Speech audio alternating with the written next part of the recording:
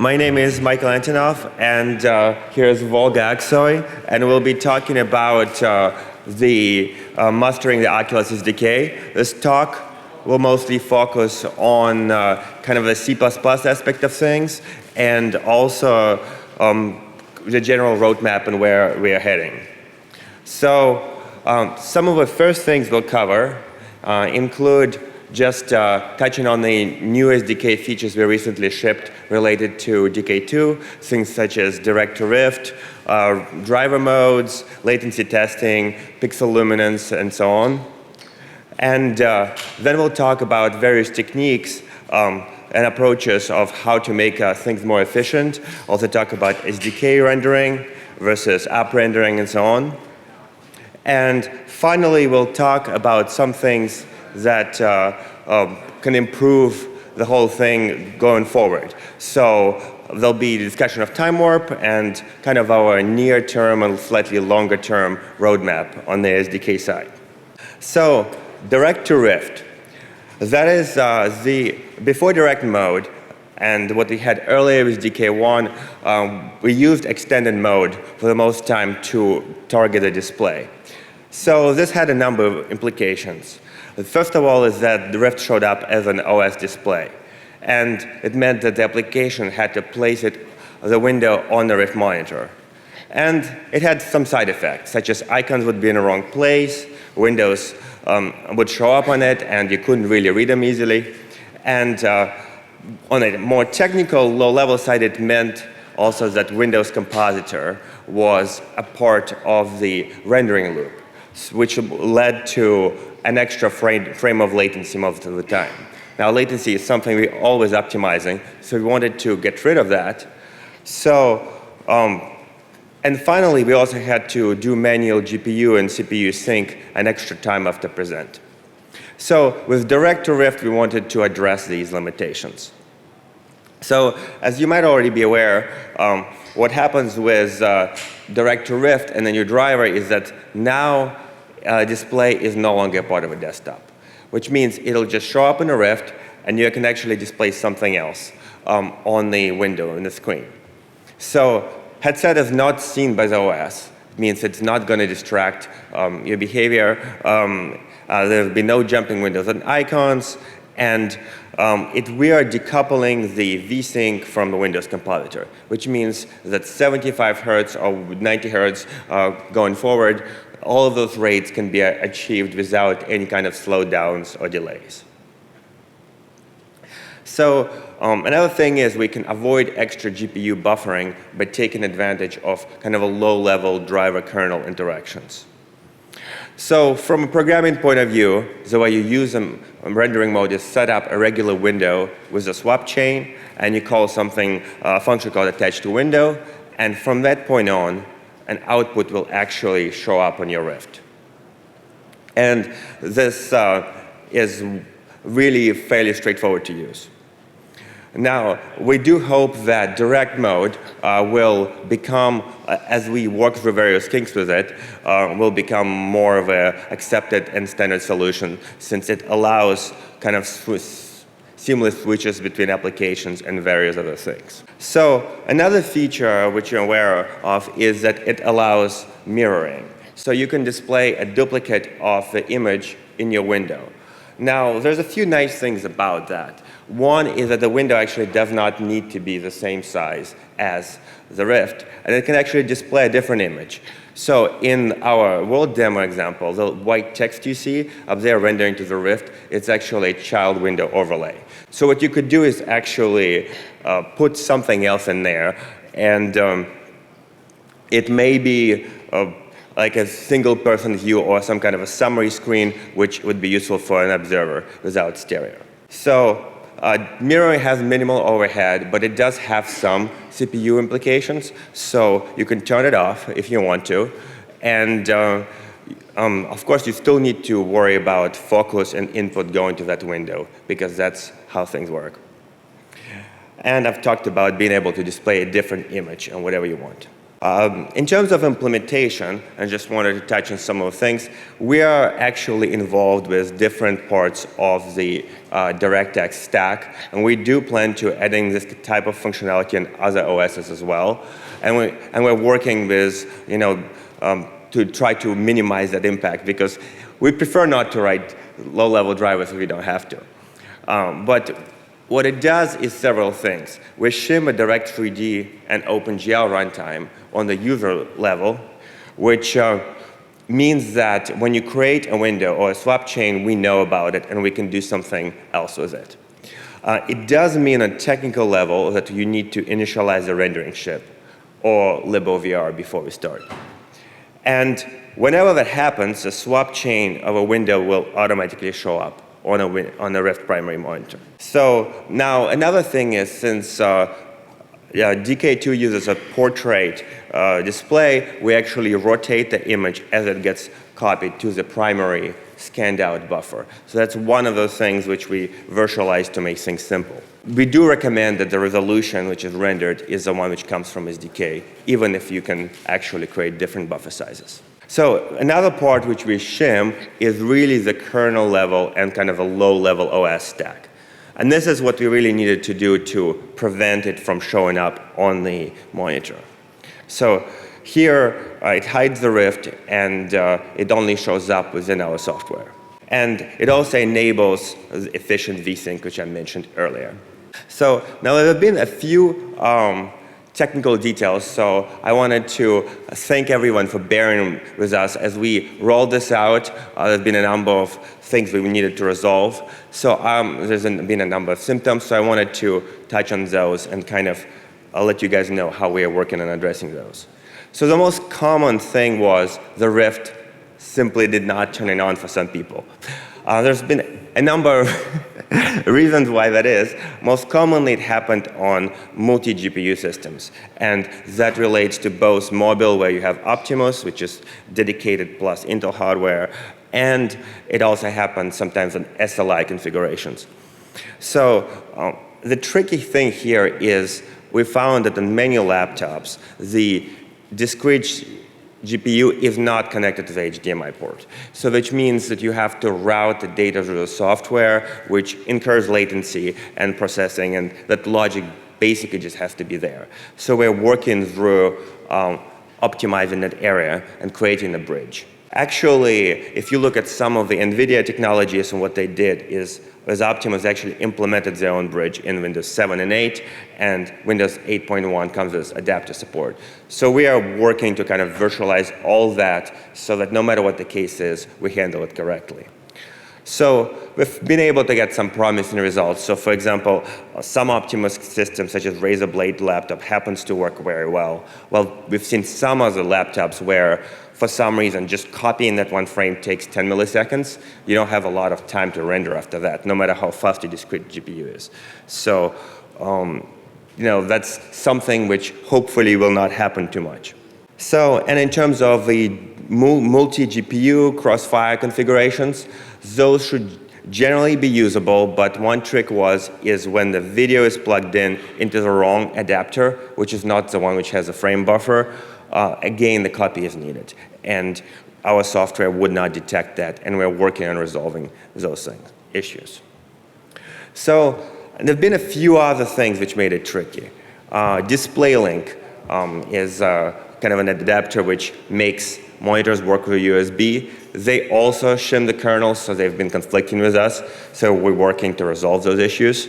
We don't actually expect to ever be able to use display link for the Rift, but hopefully it won't be conflicting. And there have been a number of issues with multi-monitors. So if you have several monitors on a desktop, what the OS does is actually sometimes try to sync them together, or it syncs all of the output to the frame rate of a monitor. So we need to decouple it. And all of that actually should be addressed in an upcoming driver update. And some other shims. So if you guys encounter these issues, please report them. We'll be categorizing. And I suspect that within the next 2 to 3 months, we'll be able to address most of these. It'll be hard to get perfection, but the top items, I believe, would make most people happy. So what are some of the things we're working on that? A lot of effort is, and kind of forward thinking, going about distortion and composition kind of in a separate process. What we'd like to do is actually be able to combine overlays from maybe some of our software stack with a game and do things like time warp separately, and all automatically without delays and glitches. And we'll talk a bit more about that later. And if we were to separate that logic into a separate process, it would make developers' life simpler. It would remove shims from applications, which means you wouldn't, if there's any kind of issue with devices and so on, they wouldn't show up. It would simplify state management. There have been a number of bugs and things which were when we didn't restore some state, or developers weren't aware something was going on. And it would support time warp layers, which we'll talk a bit about. And of course, hopefully, the asynchronous time warp. And there's a few other things which haven't, like one of the toughest areas is really mobile. Like if you look at the laptop, how can we take advantage of that power? So that's usually when you don't have enough fill rate. So one of the areas we are looking at is actually trying to use both discrete and built-in GPUs together. So with Optimus, for example, we may be able to do time warp and distortion on the Intel GPU while combining that with a discrete card.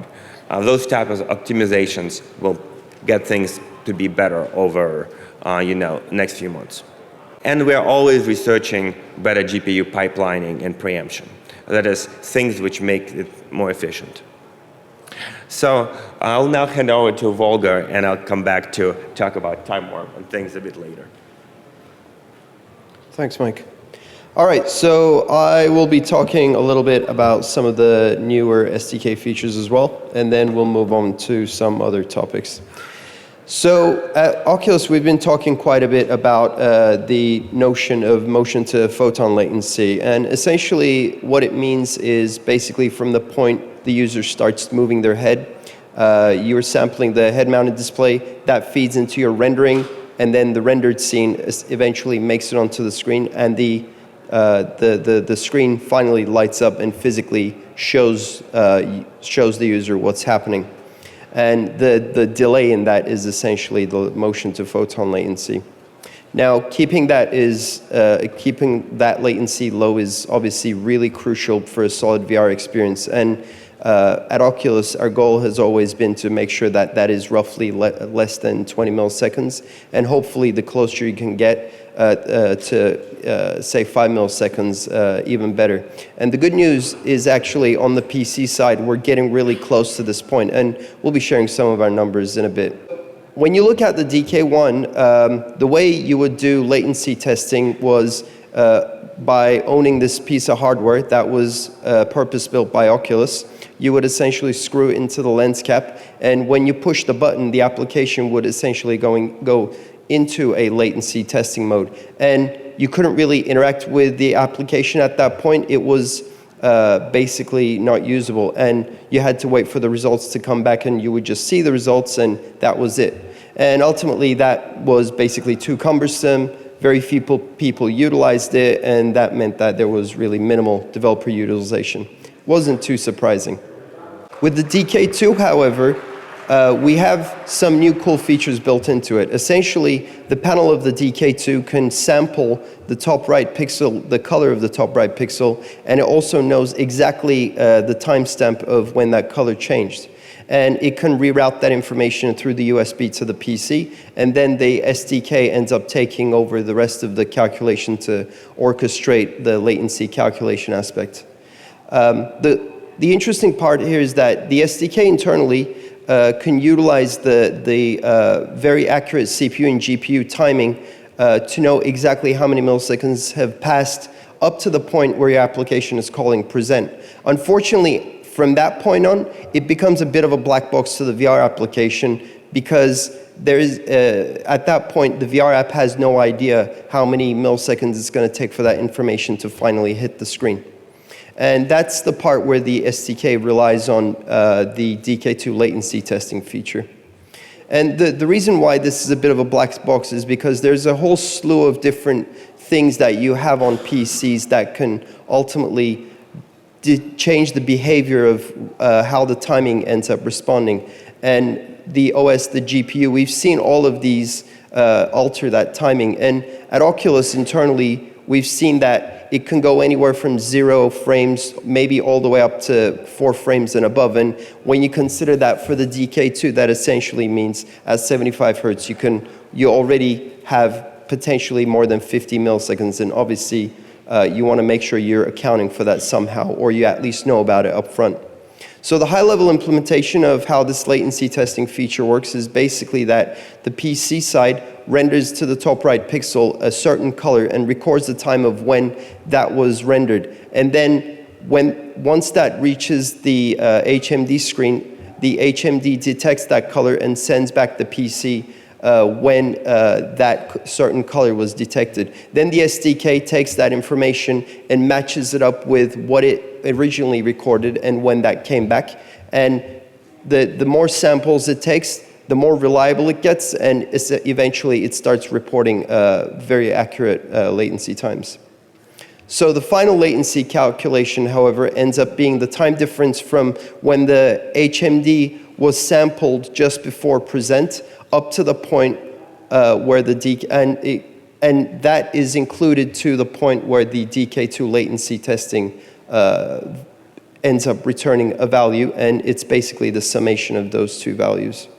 Now, if the latency testing feature fails for any reason, and I'm going to go into why it might fail, the SDK eventually falls back to a best guess value.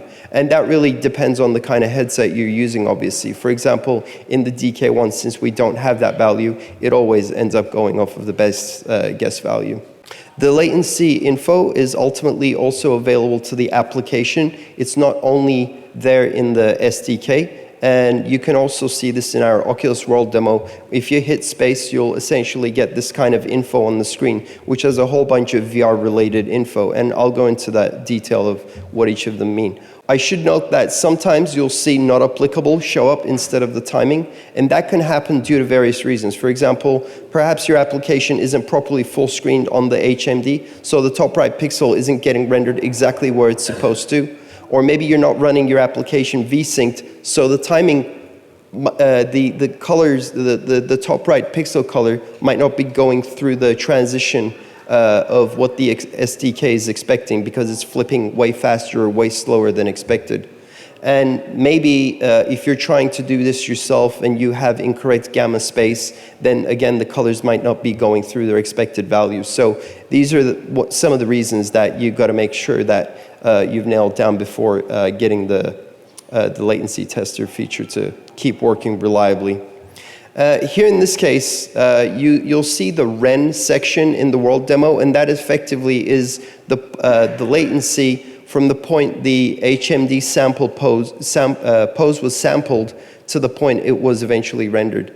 And then for time TWRP, this is essentially where time warp is executing, and that ends up being the end frame call in the SDK. And essentially, that is the point the time warp feature has sampled the HMD again to the point it actually made it onto the screen. And the post-present one is the one that we were just talking about, where it is that black box timing bit that can vary depending on the configuration. This particular shot, I captured that on a MacBook Pro with GeForce GT 780M, and it was running Windows 8.1. And in this case, our post-present latency is 0 milliseconds, and time warp roughly lands around 7 milliseconds. If you consider that the screen is scanning out from right to left, that essentially means that the midpoint of the scan out lands around 10 milliseconds from the point it was originally sampled. And and in this case, we do have 0 millisecond post-present because we've actually now started saving that. What we used to see with that 1 frame latency in direct mode, we can now save that. In extended mode, however, if you're running it that way, you'll still see that 13.3 millisecond latency show up with the DK2. And the larger the post-present gets, those values will eventually feed in and increase also the REN and TWRP sections as well. So now that we know accurately the motion-to-photon latency in the SDK, then what do we do with it? Well, in the Point2 SDK, it was up to the game developer or the application developer to feed in a prediction value and hope that they got it right and relatively accurate. Well, that's where this new idea of dynamic prediction comes into play. Essentially, with the DK2, because the SDK internally knows the latency, it can directly feed that straight in as a prediction value for your head-mounted display sampling, because it becomes kind of a closed loop in the system with the SDK and HMD interacting back and forth. So the VR application no longer needs to worry about this number. And ultimately, that's a huge win on the quality of VR experience you're going to get. So one of the artifacts that have been discussed previously is this artifact on the DK2 screen that's called 2-frame rise delay. Essentially, what's going on there is that the display isn't hitting the requested values as quickly as you would expect. And by that very notion, it takes usually exactly 2 frames.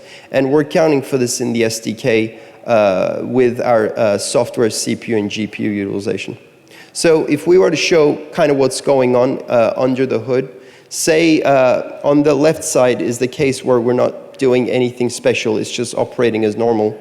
And you'll see that the jagged line is our requested colors, and the dashed blue line is what the DK2 screen response is doing. And you'll see on the first frame, it's getting relatively close to the requested color, but it's still not hitting it until we get to the second color. So knowing that gap on the first frame of how much it took to potentially get to the color, we can essentially feed in an overdriven color that makes the screen end up having a steeper curve and eventually hit that color on the first frame. Now, in our shader, this is basically implemented with a relatively similar code as shown, and basically we're applying an overdrive scale, where in this case the overdrive scale roughly is about 10% when the colors are rising and 5% when the colors are going down. And this is currently implemented in DX 10 and 11, and we'll be bringing it over to OpenGL and D3D real soon as well. The interesting part about this is that because the SDK needs to know exactly what the DK2 screen is showing for the previous frame, it needs to basically run in VSync. Otherwise, the GPU won't have any clue what the screen is currently showing, because in that sense, they won't be synchronized anymore. So that is essentially yet another reason why you always want to make sure you're running with VSync enabled. The 2-frame rise does fix a lot of concerns that people had in the past. For example, in the world demo, if you are standing in the cottage and you're looking out through the window, you'll notice how the frame of the window might blur onto the sky and vice versa. Or if you look at the cypress trees, they would have this kind of ghosting artifact going on onto the sky. It does fix those, but it doesn't fix the staircase and the fireplace that has this really black smeary artifact that a lot of people have been referring to. So that's basically an interesting anomalous behavior in the response curve of these screens. And I think Carmack had briefly alluded to that as well. And essentially what's going on is with the DK2 screen specifically, this artifact is happening only on the green channel. And it's only where you're going from extremely dark green values, say out of 255, maybe from 2 or 5 or 10, and you're going to still relatively dark green colors. And the way we are looking into fixing this right now is by fine-tuning and evaluating every color transition to create a nicely tuned lookup table. And essentially, that's going to feed in to the shader that I was just showing you as scale values that are determined per new and previous color transitions. So next, we'll go into some real-time engine integration tips. And we'll be hitting some of these at a high level. And let's go straight into it. So with the Point2 SDK, we didn't really do any rendering on the SDK side. All the SDK did was just provide you some parameters in the hopes that you would query them the right way and utilize them in your own rendering path. With the Point4 SDK, however, we have a whole new rendering backend, and it takes over a lot of the critical stuff that gives you a really solid VR experience. All it requires from the game developer is to make sure that you're properly rendering a left and a right eye image with the right projection, and you feed them into the end frame function.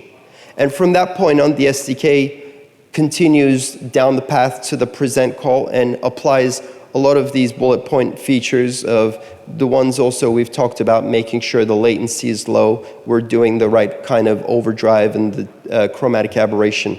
So you don't need to worry if you're rendering on a DK1 or DK2 or something. Hopefully that would be coming down the line. So our goal with the SDK rendering path is to make sure that every engine will be able to use it. And we should also preface that by saying that Unity 3D and Unreal 4, they're both using the SDK rendering path. And that's also why we have our SDK rendering code open sourced, and we definitely encourage that you take a look at it, see if there's maybe any deficiencies. And in the case that you believe that the SDK rendering path is something that you cannot utilize, definitely let us know and tell us why you can't use it, because that is the way we will make sure that we're crafting an SDK rendering path that will hopefully solve your needs. That said, there are some valid reasons why you might not be able to utilize it, and we might not be able to do much about it.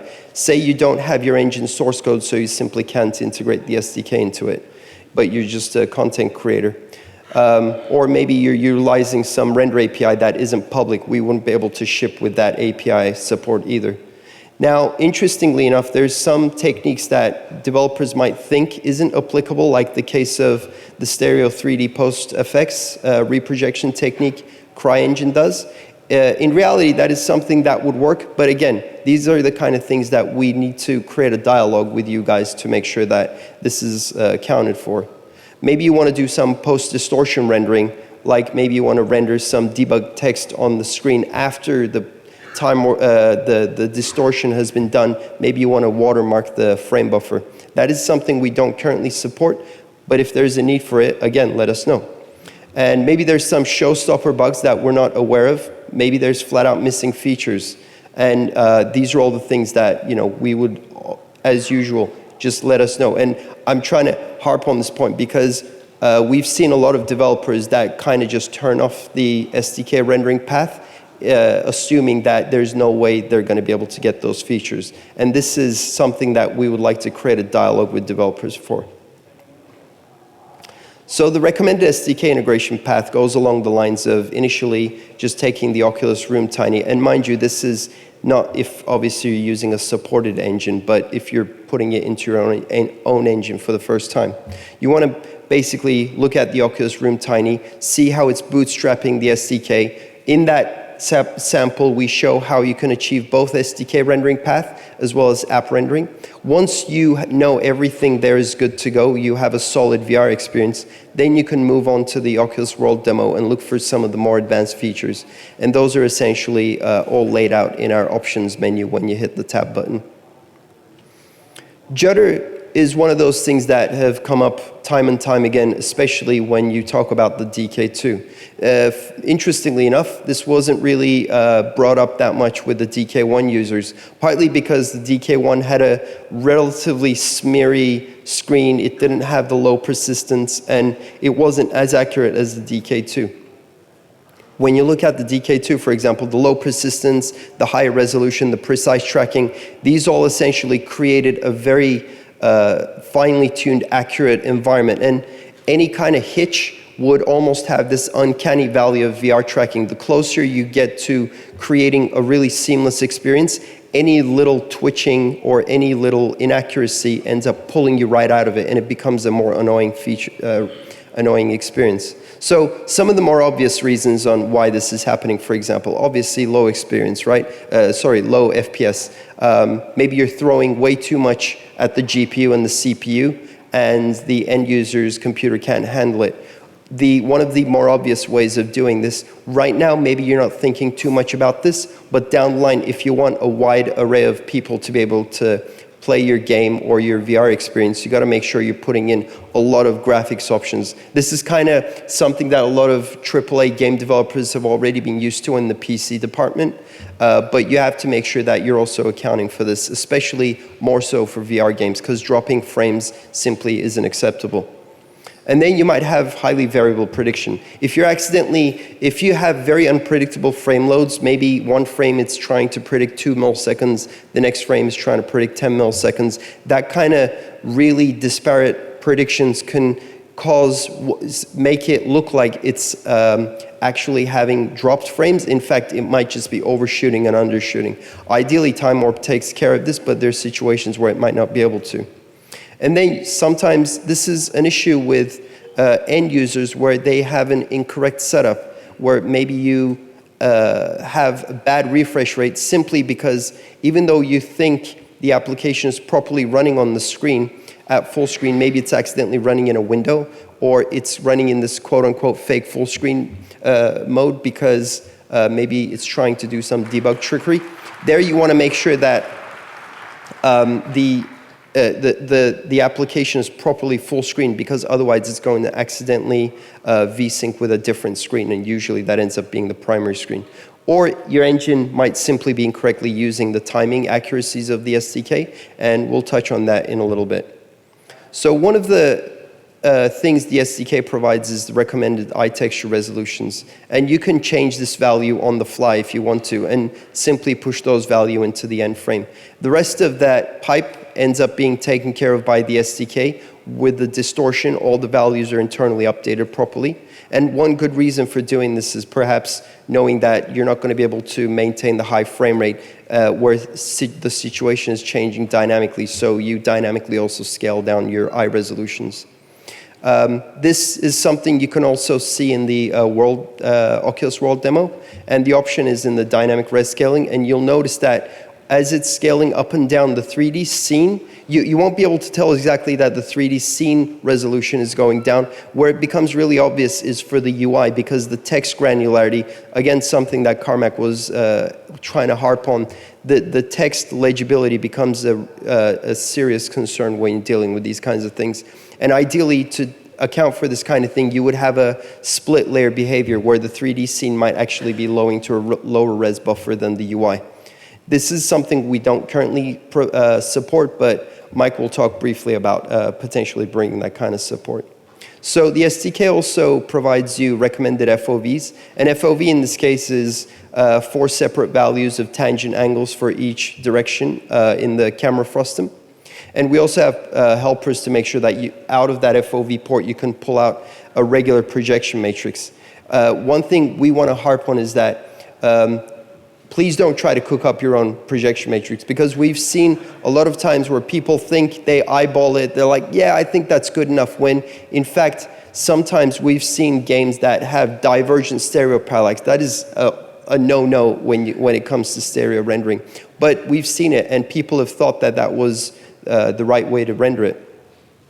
So you can change your FOV based on your game's needs, but in this case, what you're changing is what we could call the virtual FOV, because the head-mount display's physical FOV doesn't really change. And you end up passing those values into configure rendering, and the SDK under the hood will regenerate your distortion mesh. And again, just like the texture resolution, the SDK internally takes care of the rest of the modifications. That said, because an FOV change causes the mesh to be regenerated, we actually don't recommend that you change this FOV every frame. So in the world demo, we again have the feature of changing the FOV on the fly. And if you look at head-mounted displays, like I was alluding to, there is a physical FOV, and unlike regular monitors, you don't want to keep changing this. And ideally, your virtual FOV should never really grow above and beyond the physical FOV. And if you modify your FOV, essentially it should respect the physical FOV of the screen. And you can see in this screenshot that it didn't bulge out the view like you would expect in a classic FPS. Otherwise, you would get what could be perceived as some kind of weird binoculars effect. And while you might want a zooming feature, this wouldn't be the right way to implement it anyway. So why do we have 4 separate values for the FOV? It's partly because we have different values for each of them, because the inner FOV, for example, doesn't match the outer FOV. As you can see in this image, in real life, your nose actually does limit how much you can see on the inner side of your head. And we're trying to make sure that we're utilizing the maximum screen space on the head-mounted display to create the maximum amount of FOV on your horizontal plane. And interestingly enough, the DK1 actually had more asymmetry than the DK2. And that's where the asymmetric frustums come into play. So I'll briefly talk about that. In some engines, they're written in a way where they always expect symmetric frustums. And this is kind of understandable because asymmetric frustums usually only really come up in practical cases of doing stereo 3D rendering. And you can fix many of the subcomponents, but sometimes they can prove to be too cumbersome, especially if you're trying to go through millions of lines of code. And perhaps your camera framework system only accepts symmetric FOVs. We've seen artifacts of deferred shading pipelines where they don't properly interpolate across the frame buffer when it's asymmetric frustum. Culling might not be handling it properly, and a bunch more problems. So essentially, the easy way to fix this is to make your FOVs symmetric. Essentially, the way to go about doing this, and you can also see this in the Oculus World demo, is to make sure that you're taking the maximum of the inner and the outer FOVs. And notice in the image currently, they're asymmetric. And once you make them the maximum, you avoid that artifact, and you get the result of the rendering will, even though the result is a symmetric rendered buffer, if you clip it properly, the result will look like just like it was asymmetrically rendered. Now the problem here is that you're essentially wasting a little bit of buffer space that you've rendered at that point. And if you start to notice maybe that's becoming a performance issue, we'd highly recommend that you apply a scissor before you start rendering the 3D scene so that that eventually clipped out area doesn't actually take any performance hit. So we realize that, you know, trying to cull a whole bunch of stuff and maintain high frame rate, it can get expensive, especially if you have to cull once for each eye of the head-mounted display camera. So some engines just go, you know what, I'm not going to worry about it. Just take the center camera view and just cull once and live with the sliver artifacts that might show up on the sides. And that's where a unionized camera effect would come into play. Essentially, you're creating this frustum that would account for both the camera frustum spaces. We currently don't support this, but if anybody here feels like that is something that would prove helpful to them, definitely let us know. We'd be more than happy to get that into the SDK. And essentially what it would look like is it would take in 2 camera transforms and 2 projections and return you a single transform and single projection. That would be the unionized camera. So another part I'll talk about is the idea of split versus shared eye textures. Our SDK allows you to go either way, and in that case, if you decide one way or another, you can let the SDK know about your intentions by setting the viewport and sending that through the OVRI render description that you pass in. And in the Oculus World demo, you can see how this operates under the hood. We have that as the shared render target option. Obviously, it's not interesting to just look at visually what it looks like, because ideally it'll just look the same. You want to actually look into the code and see how it's doing things differently. So the reason why we bring this up is because there are pros and cons to going about both ways. When you're doing a combined eye texture, for example, and this is also the way Unreal 4 does it, every draw call you can alternate your render targets alternate your eye buffers without modifying your render target. And essentially, you can get, in a sense, more bang for the buck with your draw calls without having to upload new material constants or anything like that. Because you can just assign one material and plop that geometry on both eyes, one after another. And that would be the upside. And another one is possibly doing a post effect. After you've finished rendering both of your eyes, you can render a single quad instead of one for each eye, where you do your post effect in one sweep. When you go down the split eye texture method, though, so there are some upsides to that as well. For example, you have a relatively distinct midway point in your frame buffer, and that can help with some of the stuff that we're internally looking at, particularly with workload balancing your time warp. Another useful thing is the fact that now your eye textures overall end up being smaller, and some GPUs function faster this way. And another interesting part is that if you have different eye relief for each eye, and this is a relatively common case, then you can resize your eye buffers to be different without wasting any render target space. One of the most important pros for this method, though, is the fact that when time warp is trying to correct for a lot of panoramic shift, so to speak, you don't accidentally bleed from one eye sampling into the other, where you might have to otherwise in your distortion shader and time warp specifically account for that to make sure you're clamping across the border. And when you split the eye textures, this becomes a non-issue. So the last point we'll talk about on this engine integration is the fact that some engines are dealing with timing when they're inherently multi-threaded. So one of the first things that engines do is sampling the input devices, and then they take that the sampled input and send it into all of the respective systems like physics and AI and whatnot. And you can think of the head-mounted display as also yet another input device. And in the past, we've seen a lot of engines with multiple threads have frame input latencies over 2 frames. And that's partly because they never had to worry about head-mounted displays. Controller inputs above 2 frame latencies were actually kind of okay. And if you look at that from a strictly millisecond latency point of view, right off the bat, if you don't account for it, you would be adding more than 25 milliseconds latency. And this is where time warp again comes into play. You want to make sure you're absolutely using time warp to decrease your latency, but that's not the only trick. So when you look at a classic 2-thread engine where it has like this producer-consumer model, and the main thread is generating the simulation data, passing it over to the render thread, and the render thread eventually sends it off to the GPU. On the main thread, you want to make sure that the main thread is doing all the thread-safe calling only the thread-safe functions that go into sampling the head-mounted display pose. And essentially what that comes down to in our SDK specifically is that you're calling get frame timing, and that gives you the values that can send into get tracking state. And another new call we're bringing into the API soon is this new get eye poses function. Essentially what it's going to do is it's still going to return you the center eye pose as well as the left and the right eye poses. And you won't have to worry about accounting for the center eye to head mounted, the center of the head mounted display to the eye offset. It'll be handled automatically. And the cool part here is that you can also use this function without really worrying too much about it on both the main thread and reuse it on the render thread.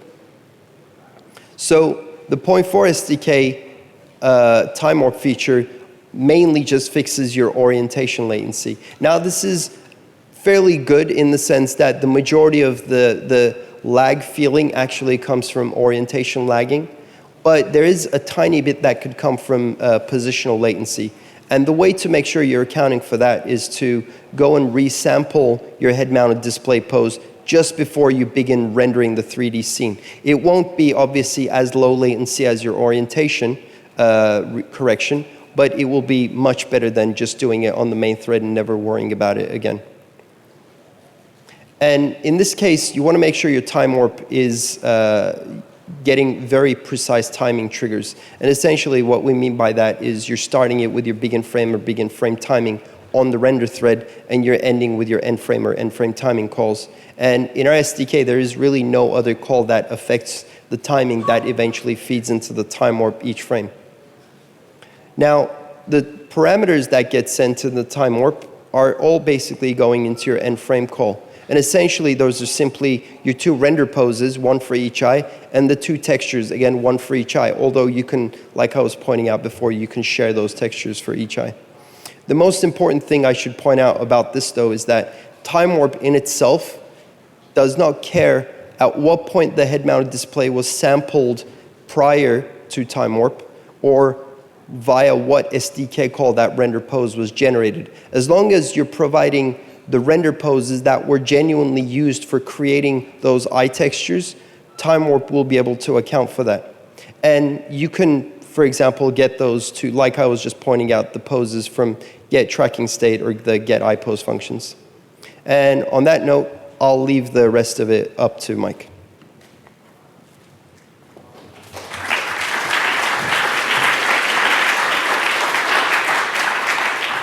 Thank you, Olga. So in terms of time warp, we talked quite a bit about it.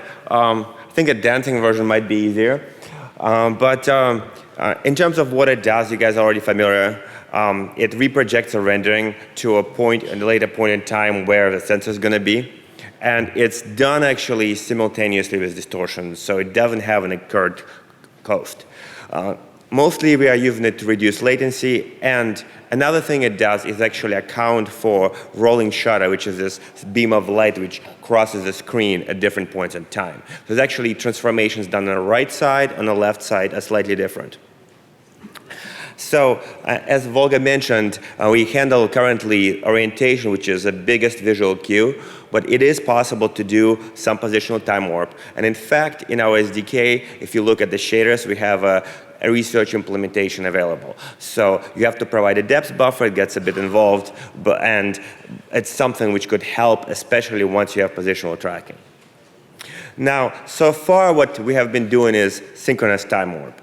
And that's really when we are rendering at the same time, just within that same frame. So we draw both eyes and then we distort those eyes based on a later sensor reading. And the biggest issue is that if we don't hit the frame rate, we get judder. And that's really been the most challenging thing about DK2. It's mostly because as your eye rotates, you're getting the second image. So it's not that necessarily our prediction is wrong or something else, but if you skip a frame at all, you'll get that effect. So, and this is much worse than it would be on regular monitors. So you need to do everything possible to address it. It's actually, so the question becomes, can we actually use time warp to reproject and generate intermediate frames when they're not there? If our game, for example, is going at part of the speed. So philosophically, the answer is yes. Now, there's going to be some side effects to that. So you cannot fill in data when it's not there. So you can, even if we get it done right, if you're moving side to side next to a nearby object, that depth data occlusion data is not there. So you will see some trails. But it can be done. So an example of it actually is available in our world demo. If you press the C key and you look around, you will see that you can look at the scene without it actually being rendered every frame. So the rest of the scene is filled in with black there, so you can actually turn quite a bit. Now, missing scenery turns black, and an interesting thing is that UI actually moves with the image. Now this is actually undesirable, and we can talk about that a bit later. So the question is, asynchronous time warp. First of all, why haven't we done it, and how could it work? So the thing about asynchronous is obviously it has to be on another thread. So what you really want is something which can do rendering in time with VSync. And it's really our best hope to reduce judder. Now, we've implemented that on Android in Gear VR, and it actually works very well. That is what allows many Unity experiences to work, and it really fills in the frames pretty well. Now, it does work slightly better without positional tracking, simply because with orientation only changes, you don't get any lost data. Now, there's a couple of things that actually that requires. It requires priorities and GPU preemption. So what you want to really do is be able to stop your rendering if it's taking too long and produce a result. So here I'll kind of briefly illustrate a diagram of how we might want this to work. So on this image, we have several frames. And what we're doing is submitting left and right data. And there are several threads. So the first thread is the CPU rendering thread, which is submitting rendering commands. And the second CPU thread would be the time warp thread. That's the thread we'd like to have kind of higher priority. And it's going to submit a time warp call shortly before each end frame. So what happens is that the GPU command processor is going to process all of the data. So it's going to do left and then right. As what you can actually see in frame N, here is that the right eye isn't completely finished when we get the time warp render to come in. This is what you'd like to happen. Now, if you couldn't make it? Now, ideal scenario, you make it to actually get all the frames and the best latency. So if this was to happen, what we actually would do is take data from the prior frames. You do want to take it from both sides. If you try to alternate and do it one at a time, you'd get mismatching timing. So, and of course, if we did that, we'd be able to continue rendering later on, and it's your kind of basic preemption. So the question is, why haven't we shipped this on PC, and what are the challenges? The most basic thing is current OSs on Windows do not provide techniques for fine-grained GPU preemption.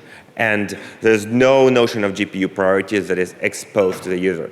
So that's kind of the biggest area that we're working through. So we're working with GPU vendors, and we are optimistic this functionality will really be coming soon. So already, AMD, for example, supports the compute shaders preempting the regular rendering execution, and NVIDIA does provide some priorities internally. So it's really a matter of exposing it, proving it, and making sure the code can really be portable all across. So besides having this functionality, we're also exploring different adaptive and cooperative ways. So one way you can look at it is, instead of doing real preemption, if it doesn't work, you can actually try to generate one extra frame if on our driver level we allow you to submit predicted frames. So then if you don't quite make it, you'd get the prior prediction, which is better, instead of a more recent kind of higher precision image. And then you just catch up. That would allow you to have spikes in CPU timing and in rendering, which are filled in. So those are the type of things which we are looking at now. Now, one interesting thing which happens with time warp is if you actually try to apply it to the whole scene, you'll notice that it doesn't, you actually want to have multiple transformations for different objects. So a good example is world space and cockpits and UIs. So what you kind of want is to have layers. An example of this is, let's say you're in a cockpit in a car. Now the car has a velocity through space, but your translation within a cockpit needs to be mapped directly to the physical space. This means that now on a car, if you just fill in and you generate the same transformation, the velocity of an outside world will not be included in that particular piece of time, so you'll get judder or motion stutter on the outside of a frame. So what you'd like to do is really add the timing and velocity to the outside world while you don't do that in a cockpit. So the way to do it is really to have multiple layers which you combine. So what you might want to do is really also feed in control of input. So if you have a first-person shooter when you're moving through the world and you have rotation or transformation, you may want to be able to add that transformation into the time warp to get smoother results as you go. And finally, for UI layers. So as you could saw the user interface, you really want it to be located in a physical space next to you, so you don't want to transform it, and if you do, you'd get stuttering. So again, that's a reason to, in the future, we expect the blending to be a multi-layered effect. So the solution for this is really having a shader and a set of tools, and our future SDK will expose layers which will let you do that. Right now, if you do go with game engine rendering, so if you choose to modify our code and work with it, you can combine and implement these kind of techniques. So we've seen it help in cockpit games and space simulators. So I'll briefly go over some of the things which we are going, and it's already in terms of a roadmap. So our current, so basically short term is we can't really commit to any particular date, but over the next 2 to 3 months, we hope to address these things. And the biggest thing is driver improvement in fixes. We'd like to fix the multi-monitor judder, and actually that's pretty much done. It'll be coming out soon. So this is when some of part of Judder and timing issues were caused by monitor syncing. Reduce post-present latency, and as you saw, Volga had a 0 post-present number. That's also will be coming with a new driver. Address multi-GPU and Optimus scenarios. Now, of course, we are working on being cross-platform, so Linux support will be coming soon. And we are really working hard on addressing the Judder through adaptive or asynchronous time warps.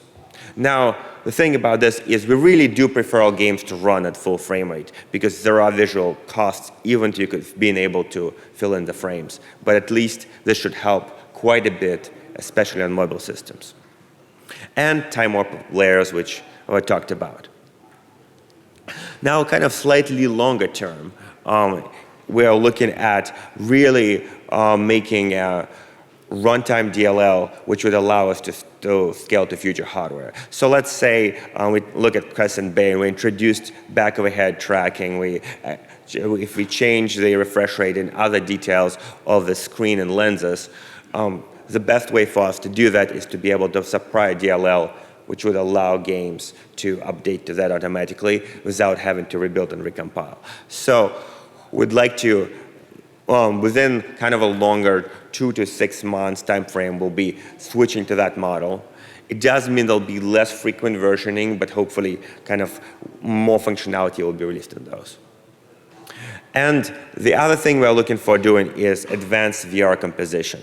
And I've touched it on that barely in terms of potentially having a separate process which does all the blending and time warp. This is where you can submit textures and they're fully handled by a pipeline. And one of the advantages of doing it in a separate process is, besides the state management, is that you can do better preemption and better timing control. And we can inject things like safety warning and languages for that and other overlays without that actually having to reside in your game code. So, and of course, we're looking at audio. There'll be a great talk by Brian Hook later today, which will be discussing like spatialized audio and research we're doing in that area.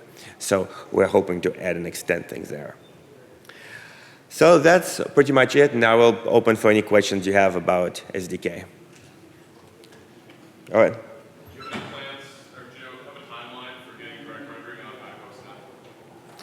Direct rendering on macOS. It's actually one of the trickier ones. Well, our macOS guy does have a plan for that. Can't say a definite time, but I suspect, I'd hope it's within like 3 months or so. Runtime DLL, when you switch to that, what's the policy going to be for backwards compatibility?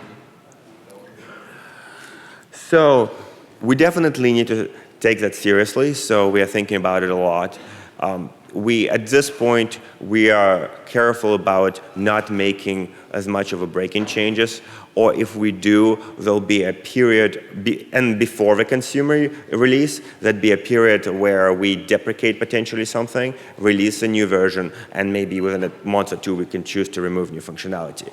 But kind of going forward longer, it may be that we try to make it compatible, but if there is some new hardware which comes out, we can choose just not to update the older versions at some point selectively based on what can be done. Go ahead. I don't know if this is working. Is it? Yes, okay. How much crossover is there between the work that you're doing with the SDK for Linux here versus the Linux on mobile devices? Is there any crosstalk? Is there anything that you guys are focusing on specifically? They are very different systems. So mobile is an Android system, and some of the internal sensor fusion logic is shared, but there's a lot of Android custom driver optimizations, which are only available on Android, and CPU and GPU scheduling. The PC and Linux are actually more similar in that sense, and Mac as well. Is the Oculus SDK going to be sort of the glide of VR APIs, or are you guys looking at any open standards?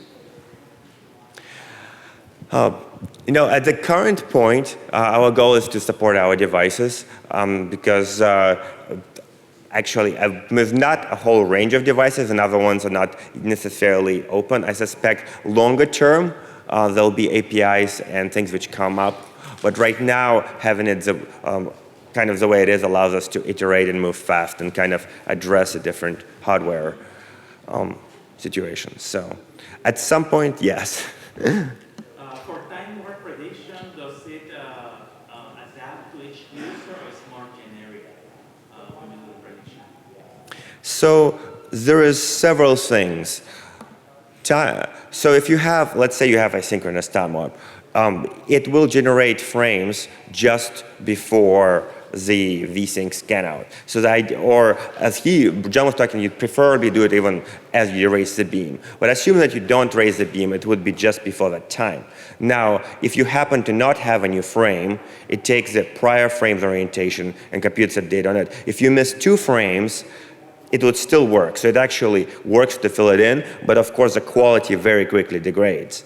Now, the other thing it does is work with prediction. Whenever you generate any new frame, you need to target your time to specifically that point. So that math plays a role as well. So I don't know if that answers your question. No, actually. The prediction is based upon multiple samples of users using the system, or is it based on each individual user? Prediction is based simply by adding extra time to the sensor, essentially velocity and rotation velocity. So it's a very simple calculation. So you just know this is when pixels will show up, this is how much time you multiply it through, and that's your result.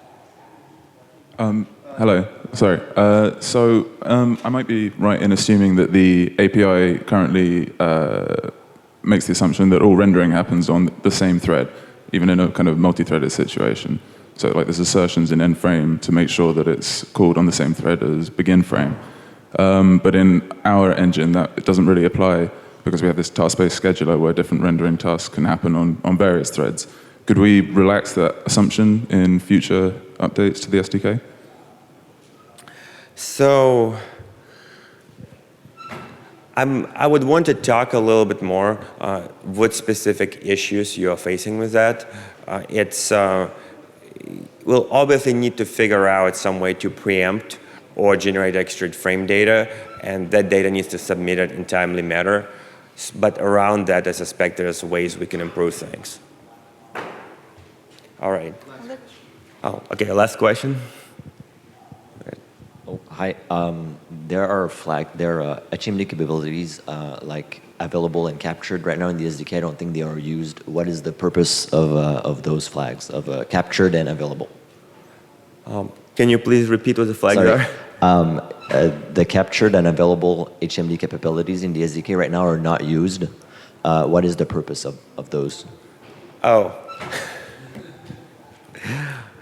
The captured, I believe those are intended for application transactions. So if you're switching from one to another, there's going to be one which has captured the HMD, and the one which captured will not lose tracking data. But if you decide to switch to a different app, then you let it go.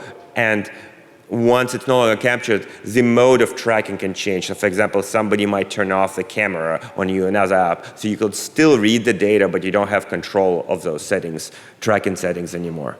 Okay, so I can use this to detect whenever a user changes application, right?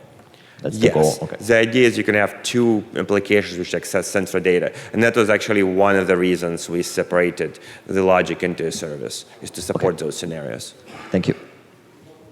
All right. Well, thank you, everyone.